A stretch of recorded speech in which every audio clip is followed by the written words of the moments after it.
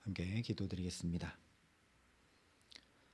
아버지 하나님, 오늘도 새날을 환히 열어주셨으니 이 날을 사는 만큼 주께로 더 가까이 나아가는 은혜를 누릴 수 있도록 이 시간 우리에게 말씀하여 주시고 성령으로 붙드시며 역사하여 주시옵소서. 예수님 이름으로 기도합니다. 아멘. 오늘 우리에게 주시는 하나님 말씀은 사사기 16장 18절부터 22절의 말씀입니다.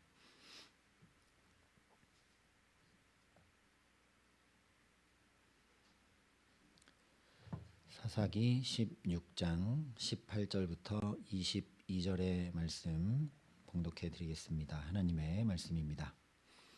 들릴라가 삼손이 진심을 다 알려주므로 사람을 보내어 블레셋 사람들의 방백들을 불러 이르되 삼손이 내게 진심을 알려주었으니 이제 한 번만 올라오라 하니 블레셋 방백들이 손에 은을 가지고 그 여인에게로 올라오니라. 들릴라가 삼손에게 자기 무릎을 베고 자게 하고 사람을 불러 그의 머리털 7가닥을 밀고 괴롭게 하여 본즉 그의 힘이 없어졌더라. 들릴라가 이르되 삼손이여, 블레셋 사람들이 당신에게 들이닥쳤느니라 하니 삼손이 잠을 깨며 이르기를 내가 전과 같이 나가서 몸을 떨치리라 하였으나 여호와께서 이미 자기를 떠나신 줄을 깨닫지 못하였더라.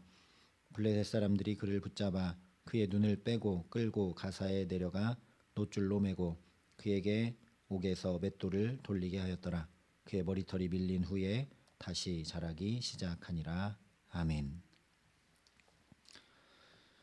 삼손이 힘의 근원에 대해서 들릴라에게 진심을 다 알려준 후에 하나님이 자기를 떠나신 것을 깨닫지 못한 이유 두 가지를 이미 함께 살펴봤습니다.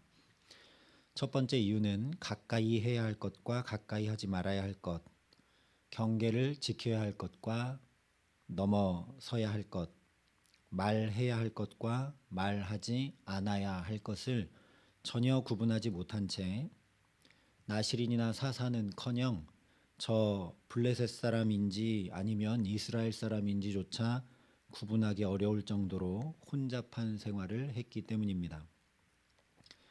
그렇게 모든 것이 다 뒤섞여서 혼란한 가운데 살아가면 제대로 무언가 깨달아 알기는 거의 불가능한 일이죠. 다 뒤섞여 있고 뭐가 뭔지 모르기 때문에 분명하게 드러나 알 수 있는 것이 없어져 버리기 때문입니다.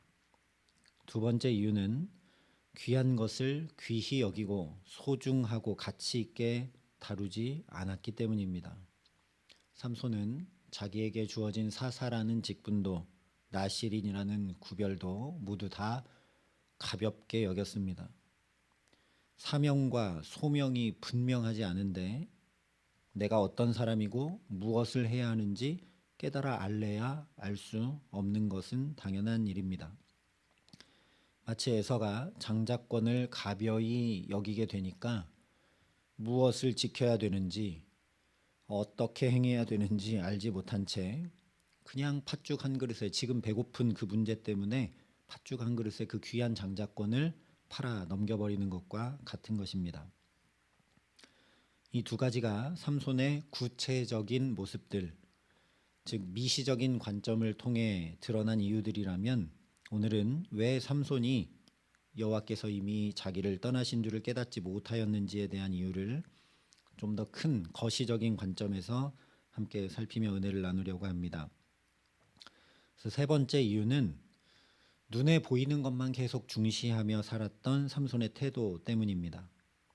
삼손이 처음 딥나의 블레셋 여인과 결혼하고자 한 것에 대해서 성경이 한 여자를 보고 그 여자가 삼손의 눈에 들었더라 말씀했습니다.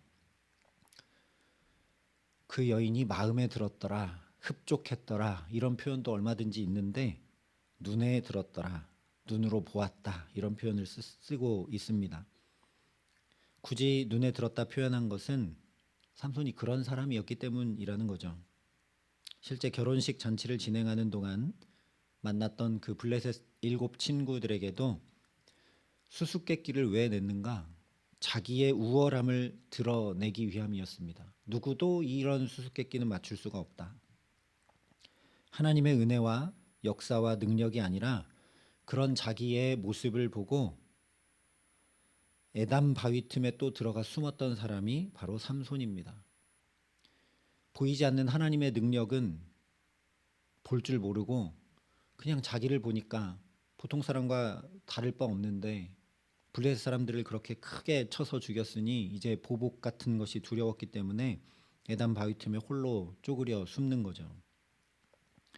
똑같이 눈에 보이는 것이 중요했기 때문에 나귀 턱뼈로 블레셋 군대 1000명을 죽이는 하나님의 역사와 기적을 경험하고서도 하나님이 아니라 내가 1000명을 죽였도다 노래했고, 라맛 레히 즉 턱뼈로 쌓은 높이라고 이름을 지으면서 자기의 업적과 공로를 스스로 기리고 찬양하며 기념했습니다. 가사에 내려갔을 때도 블레셋 사람들을 치고 이스라엘을 구원하는데 하나님께서 주신 힘을 사용한 것이 아니라 가사의 성문짝들과 두 문설주와 문빗장을 빼서 약 90km나 떨어진 헤브론 앞산 꼭대기까지 가져갔습니다. 자기를 위해서만 그 힘을 사용한다라는 거죠. 블레셋 사람들에게나 이스라엘 사람들에게 내가 대단한 사람이다, 나는 너희와 다르다, 나는 범접할 수 없는 힘을 가진 사람이다, 이런 것이 드러나 보여지는 것이 중요했기 때문입니다. 그런데 하나님께서 자신을 떠나시는 것은 눈에 보이지 않기 때문에 눈에 보이는 것만 중요시 여기고 그것만을 위해 살았던 삼손은 하나님 떠나시는 것을 깨닫지 못하는 것이 당연한 일이라는 말씀입니다. 히브리서에 보이는 것은 나타난 것으로 말미암아 된 것이 아니니라 분명히 말씀해 주셨습니다. 우리도 보이는 것이 중요한 것 같은데 다시 생각해 보면 언제나 보이는 것이 아니라 보이지 않는 것들이 훨씬 더 중요합니다. 실제 보이지 않는 모든 것들이 우리 삶에 보여지는 모든 것들을 결정합니다. 지금 이 추운 새벽에도 말씀 듣고 기도하러 가야겠다고 결심했던 우리 마음은 전혀 눈에 보이지 않고 아무도 모릅니다. 하지만 그렇게 품었던 마음과 생각이 지금 이렇게 첫 시간부터 우리를 주님 존전에 엎드려 있게 한 실제의 모습으로 나타나게 한 거죠. 마음은 은혜로서 굳게 함이 아름답다 말씀을 했고, 모든 지킬 만한 것 중에 더욱 내 마음을 지키라, 생명의 근원이 이에서 남이니라 분명히 말씀해 주셨습니다. 보이지 않는 것이 훨씬 더 중요한 것이고 그 보이지 않는 마음, 생각을 지킬 때 생명이 거기서 난다 말씀하신 것이라는 이야기입니다. 그러니 오늘도 부단히 보이지 않는 우리의 이 마음과 영혼을 강건케 하고 아름답게 하는 일에 힘쓰는 저와 여러분 될 수 있기를 바랍니다. 이를 위해 성령을 사모하고 하나님께서 다윗이 기도했던 것처럼 내 마음을, 정직한 영을 새롭게 하시고 창조해 달라고 이 첫 시간 기도하는 저와 여러분 될 수 있기를 소망합니다. 그래서 말씀 그대로 생명을 얻되 풍성히 얻게 하시고 영혼이 잘됨 같이 범사가 잘되는 은혜 가운데 하나님 함께 하심을 늘 깨달아 알고 주님과 동행하는 복된 삶 살게 하시기를 예수님의 이름으로 축원합니다. 네 번째 이유는 삼손이 평소에도 하나님과 별로 관계없이 살았기 때문입니다.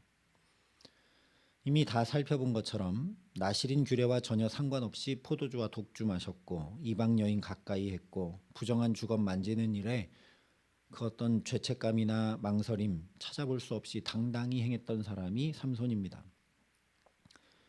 그렇게 계속 규례를 어기며 살았는데 머리털 자르지 말라는 규례 하나 더 어기는 것 그리 큰 문제 되지 않았던 것입니다. 물론 마음의 번뇌로 죽을 만큼 괴로워했지만 결국 들릴라에게 진심까지 다 털어놓습니다. 나는 이스라엘 사람이고 나는 나실인인 거 잘 압니다, 삼손이. 그런데 실제 삶에서는 그것과 아무 상관없는, 하나님과 아무 상관없는 언행심사로 살아갔다라는 거죠. 매번 그렇게 하나님과 상관없이 선택하고 결정하고 말하고 행동했던 삶이 하루아침에 갑자기 하나님을 인식하며 하나님과 동행함으로 살지는 못하는 것입니다. 그러니 하나님께서 자신을 떠나시는 것이 삼손에게는 어떤 의미 있는 변화, 깨달을 수 있는 변화가 전혀 아닐 수밖에 없다라는 거죠. 그냥 평소와 다를 바 없는 상태라는 겁니다. 삼손이 느끼기에는. 왜냐하면 원래부터 하나님과 상관없이 계속 살았으니까요. 잠언 19장에 악인의 길은 어둠 같아서 그가 걸려 넘어져도 그것이 무엇인지 깨닫지 못하느니라 말씀했습니다. 그러니 하나님께서 자기를 떠나신 것을 깨닫지 못한 삼손은 나실인과 사사로 살았던 것이 아니라 하나님과 상관없는 악인으로 살았다라는 걸 알 수 있습니다. 평소에도 그렇게 악인으로 살았으니 그의 결말도 악인들이 맞게 되는 결말과 다를 바 없게 되고 말았다는 것이죠. 그러니 우리가 평소에 어떻게 말하느냐, 행동하느냐, 결정하느냐, 선택하느냐, 그렇게 평소에 어떻게 내가 살아가느냐가 곧 나의 미래가 되는 것이고 그것이 곧 나의 신앙의 모습이라는 걸 알게 됩니다. 삼손처럼 평소에 하나님과 상관없이 살게 되면 중요한 때에도 하나님과 상관없이 선택하고 결정하며 말하고 행동할 뿐 아니라 마지막 때에도 하나님과 상관없는 자리에 있고 말게 됩니다. 다시 말하면 구원은 지금 여기서부터 하나님과 함께 살아가느냐 아니냐로 판가름 나는 것이지 대충 살고 아무렇게나 살고 내 마음대로 살다가 어느 날 갑자기 구원받는 것 전혀 아니라는 말씀입니다. 물론 구원은 우리의 그런 어떤 행위 때문이 아니라 전적인 하나님의 은혜죠. 그러나 우리가 그 구원의 은혜를 값싼 은혜가 되게 하기도 하고 그 구원의 은혜와 상관없는 자리에 살면서 구원이 구원되지 못하게 하기도 한다라는 이야기입니다. 그것이 저 광야에서와 지금 사사기 내내 보여주는 이스라엘의 모습입니다. 출애굽의 놀라운 구원, 하나님의 함께하심의 역사 분명히 있었는데 원망과 불평으로 하나님과 함께하려고 하지 않으니까 결국 광야만 떠돌다 맞춰버리는 출애굽 세대가 그렇게 살았습니다. 가나안 정복 이후에 일어난 다른 세대 역시 유업으로 받은 젖과 꿀이 흐르는 땅이 그들에게 복이 되지 못한 채 평강과 안식이 전혀 없이 이방인의 압제를 받는 곰핍한 삶, 하나님과 함께하지 않으니까 하나님과 함께하지 못했던 저 애굽 종살이 때와 거의 비슷하게 되돌아가 버리고 말았다라는 겁니다. 나실인으로 선택되고 사사로 부름받은 것 아무 소용없다는 거죠. 가나안 땅을 차지하게 해주시고 젖과 꿀이 흐르는 땅에 사는 것 아무 소용없다라는 겁니다. 하나님과 함께하지 않으면 그런 건 아무 소용이 없다라는 겁니다. 그런데 이를 그냥 두고 보실 수 없는 분이 자비와 긍휼의 하나님이시기에 삼손에게도 이스라엘에게도 우리에게도 하나님은 계속 일상과 관계를 통해 또 성경의 분명한 말씀을 듣고 또 듣게 하시면서 붙드셔서 자꾸만 우리를 하나님과 함께 살아갈 수 있도록 역사하시는 것입니다. 사사기 내내 또 우상을 따라가고 또 잘못 살고 하나님과 상관없이 사는 이스라엘에게 사사를 보내고 또 보내시는 하나님, 나실인과 상관없이 살고 사사라는 부르심에 하나도 응답하지 못하고 사는 삼손에게 여호와의 영이 갑자기 임하고 여호와의 영이 충만히 임하고 그를 붙들고 이끌고 또 말씀하시고 깨닫게 하시는 하나님이 바로 우리 아버지 하나님이시라는 겁니다. 빌립보서에 그러므로 나의 사랑하는 자들아 너희가 나 있을 때뿐 아니라 더욱 지금 나 없을 때에도 항상 복종하여 두렵고 떨림으로 너의 구원을 이루라 분명히 말씀해 주셨습니다. 구원을 이루어 가라는 겁니다. 이미 하나님이 구원을 주셨지만 내가 부단히 그 구원을 이루어 가야 된다라는 거죠. 그러니 오늘도 두렵고 떨리는 마음으로 우리의 언행 심사를 구별하고 하나님 앞에 행하며 부단히 하나님과 함께하기를 힘써 구원을 이루어가는 복된 삶 살 수 있기를 소망합니다. 그렇게 은혜가 온전한 은혜가 될 뿐 아니라 은혜 위에 은혜를 더해감으로 충만한 하나님의 은혜 안에 거하며 살게 하시기를 간절히 기도합니다. 그래서 저 마지막 때의 구원뿐만 아니라 지금 여기에서부터 우리 가정과 일터와 모든 삶에 주님과 함께 하기에 여러 문제와 아픔과 수고와 짐과 어려움에서 건져주시고 회복시켜 주시며 인도하시는 온전한 주님의 구원이 걸음걸음마다 오늘도 나타나고 경험되게 하시는 귀한 은총 더해 주시기를 우리 구주 예수 그리스도의 이름으로 간절히 축원합니다. 함께 기도하시겠습니다. 아버지 하나님, 우리도 분명 주님의 핏값 주고 산 주님의 자녀인데 그 은혜가 은혜되지 못하게 살아갈 때가 참 많습니다. 보이는 것을 더 중히 여기며 살아갈 때가 많고 하나님과 상관없이 말하고 행동하고 선택하고 결정할 때가 많음을 긍휼히 여겨 주시옵소서.